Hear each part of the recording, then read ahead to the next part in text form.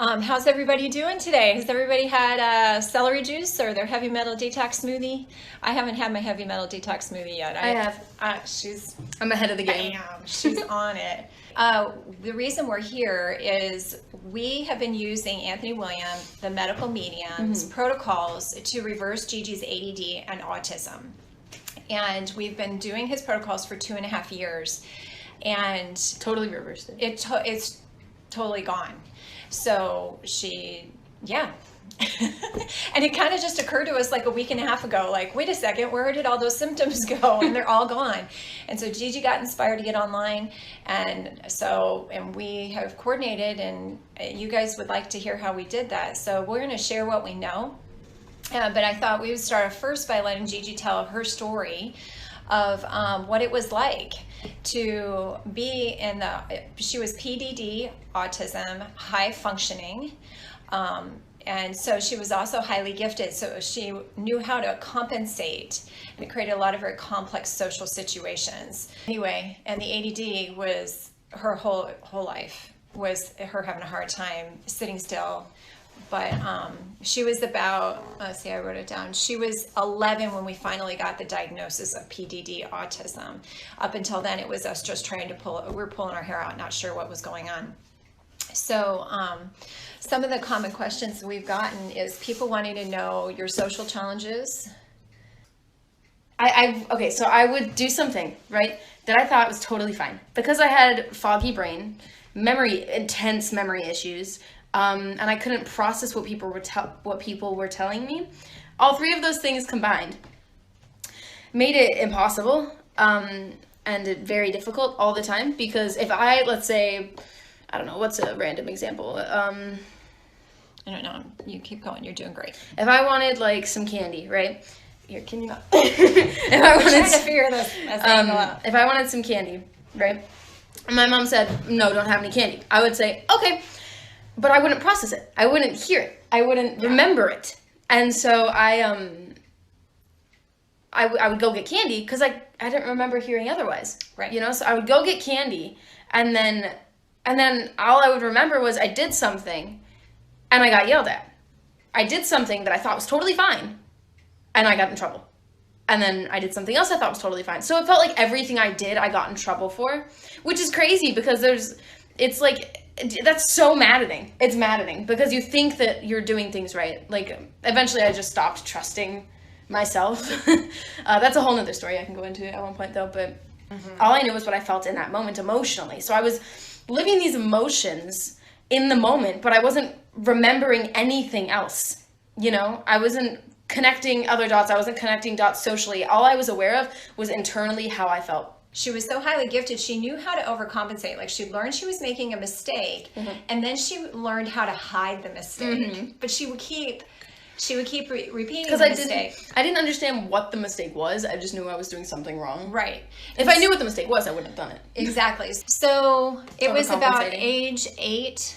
We got her diagnosed, started taking her into specialists because the school situation we were in was not helping us.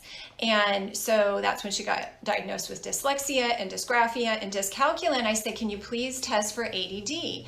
And they said, yeah, no, she doesn't have it. And I was like, huh? Like, did you see her? Like, she can't sit still. She can't focus on anything you're saying. She would miss like every 5 words, every 3 or 4. I think it was every 3rd or 5th word. She was not hearing. She was not processing it correctly. So it made a lot of sense why she was having social challenges. We saw that the issues were beginning with the learning challenges, and the memory challenges were always there. Around 7 or 8, we started changing our food. We got off gluten, we got off all grains, we got off eggs for a good portion of time. And things like that. So she's had time, she's kind of grown up having to learn how to be okay with it. But it definitely, the last couple years, 2.5 years implementing the medical medium protocol, it was a combination of her being foggy, being out socially, and now it was like crucial that she got the foods. That was new for us. That's the aspect that was really new, was like, wow, these foods are important and she's having memory issues. How are we going to get her to remember? Because she like literally needs them. So Gigi and I both, we also have Epstein-Barr virus and strep, and I'm also healing eczema. So she was talking about resting this last year. It's because a year ago, May, she caught whooping cough. And Epstein-Barr virus loves it when you're stressed out. It thrives. And I'm sure strep loves that too. And so what we learned is that we had to get the heavy metals out of Gigi's system and my system. And we also had to do some antiviral protocols to help kill off the viruses. And he outlines that in your book, in his books. And so we began that 2.5 years ago. We began with getting celery juice in her system and the heavy metal detox smoothie in her system for both of us, actually. And those two things were consistent. So we have been at least 6 days a week on those. We're usually 7 days a week on those for almost 2.5 years. But this smoothie is a miracle worker because what it does is the blueberries, the cilantro, it's a combination of 5 ingredients. The blueberries, the cilantro, the Hawaiian spirulina, the Vimergy brand barley grass juice extract powder. So the 5th ingredient you need to make the heavy metal detox smoothie work is dulse. And for those with the ADD, ADHD, and autism, you've got metals trapped here in the center of your brain, okay? And that smoothie has the ability to get in there and safely remove it. The smoothie is safe for pregnancy, it's safe for children. You're just gonna have to do smaller dosages, right? All these things either feed the viruses that we have in our body or they prevent us from getting rid of the heavy metals. Here's some of them. There's corn, soy, canola oil, processed beet sugar, eggs, dairy, pork, farmed fish, gluten, MSG, natural flavors, artificial sweeteners, citric acid, supplements, and then supplements to avoid. We had already been working with supplements for years. So when we found Anthony's book, we just switched over big time. But because she had so many digestive issues and she was so sick, we had to put her on a lot of supplements. So people have been asking me what were the most important supplements in the beginning. And the most effective. And the most effective. I can't tell you because she was literally on at least 15 to 20 supplements. Okay, so I believe I think somewhere like on his radio shows, like I have spent the last couple of years just saturating myself listening. I believe he said the things listed in this book are in order of importance if you're going to begin somewhere, okay? And the first thing on his supplement list is the Hawaiian spirulina that I'm telling you about that's in the heavy metal detox smoothie.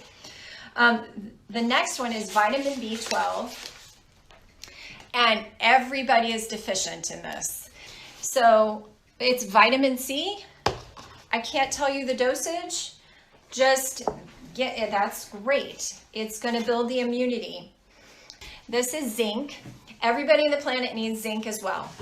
The planet and all our foods are deficient of zinc, if I understand what Anthony's been saying, if I'm getting that right.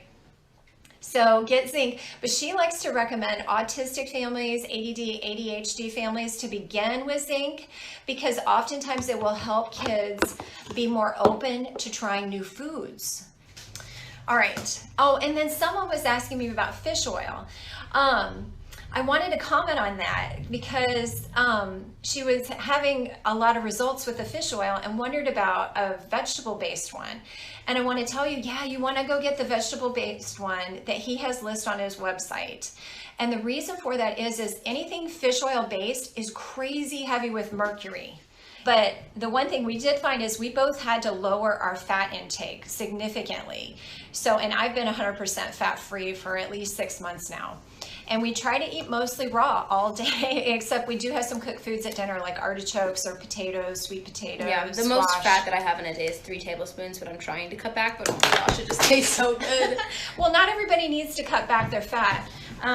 And you'll know if your healing process starts to slow down, you'll know that you might be having a little bit too much cooked food and or you might be having a little too much fat because that will slow down all the healing. Okay, guys. Let me just take a break. With wrapping this up, you guys can do this. You guys have got this. I believe in you. If you follow what he is talking about and use all of his resources, listen to his radio shows, go on his website. His website is an abundance. Like, no matter how horrible you are, like, not as a person, no, I mean, like, how horrible it is for you right now and what you're going through. Like, even if it seems hopeless and like there's no way to heal and like there's nothing, read these books. Please have an open mind. Please, it could change your life so much. Please. Yeah. I mean, this is probably like $60 worth of books. Like, just have an open mind. And I probably spent $60,000 on all of this stuff. And I wouldn't have had to spend any of that had I found these books in the beginning. So it works. He works. You're amazing. You can do it. Mm-hmm. You're going to find the answers. And I believe in you. Okay. Right. Thank you so much for watching. Love you. Bye.